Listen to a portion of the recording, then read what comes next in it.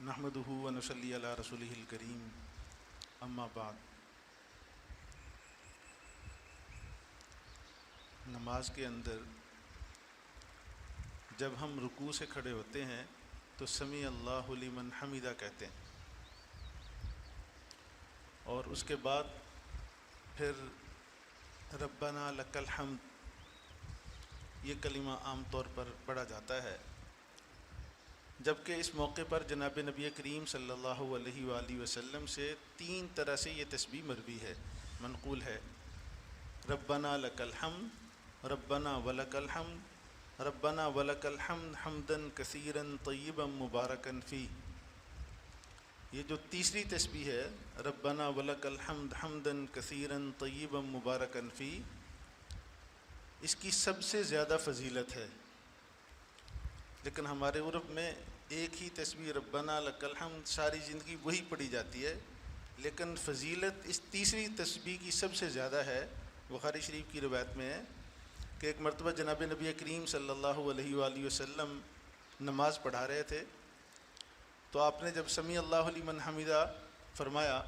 تو پیچھے ایک صحابی نے یہی والی تسبیح پڑھی ربنا ولک الحمد حمدا کثیرا طیبا مبارکا فیہ۔ تو جب حضور علیہ الصلوۃ والسلام نے سلام پھیرا تو سلام پھیرنے کے بعد پوچھا کہ آج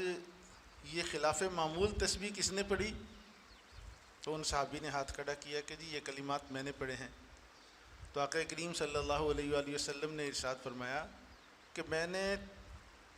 30 سے زیادہ، ایک روایت میں 33 سے زیادہ فرشتوں کو دیکھا کہ آسمان سے ایک دوسرے کے ساتھ مقابلہ لگا ہوا تھا کہ سب سے پہلے جا کر اس کا میں اجر لکھ دوں۔ اس تسبیح پڑھنے پر 33 سے زیادہ فرشتے آسمان سے اترتے ہیں کہ اس کا اجر لکھا جائے۔ تو اس تسبیح کو بھی یاد کر لینا چاہیے، اتنی بڑی فضیلت کہ آسمان کے فرشتے متوجہ ہوتے ہوں۔ اسی طرح ایک نماز سے متعلق اہم مسئلہ کہ ہم سجدے میں جاتے ہیں، جس طرح پیشانی کا لگانا زمین پر واجب ہے، اسی طرح ناک کا بھی سجدے کے اندر لگانا واجب ہے۔ اگر صرف پیشانی لگی رہے ناک نہ لگے تو یاد رکھیں یہ ترک واجب ہے، آپ نے واجب چھوڑا، یہ گناہ ہے، اور اس پر جناب نبی کریم صلی اللہ علیہ وآلہ وسلم نے سخت وعید ارشاد فرمائی۔ یہ بھی حدیث پاک میں کہ حضور علیہ الصلوۃ والسلام کا گزر ایک ایسے شخص پر سے ہوا جو نماز میں تھے اور سجدہ کر رہے تھے، تو وہ سجدے میں اس طرح جیسے بعض لوگ بہت ہی اٹھ کر سجدہ کرتے ہیں، پیشانی پوری لگی ہوئی ہے لیکن ناک اٹھی ہوئی ہے، ناک زمین پر نہیں لگی۔ تو حضور علیہ الصلوۃ والسلام نے فرمایا کہ ایسی نماز اللہ تعالیٰ قبول نہیں فرماتے کہ جس میں پیشانی تو زمین پر لگی ہو لیکن ناک زمین پر نہ لگی ہوئی ہو، یہ نماز اللہ کے ہاں قبول نہیں ہوتی۔ تو یہ بڑا اہم مسئلہ ہے، ہمارے ہاں بس وہ جلدی سے کرتے ہیں، پیشانی لگ گئی ناک لگ گیا تو ٹھیک، نہیں تو نہیں، بڑے اہتمام سے، اصل تو ناک ہی رگڑنا مقصود ہے اللہ کے سامنے، اور ناک ہی کا تو مسئلہ ہے سارا،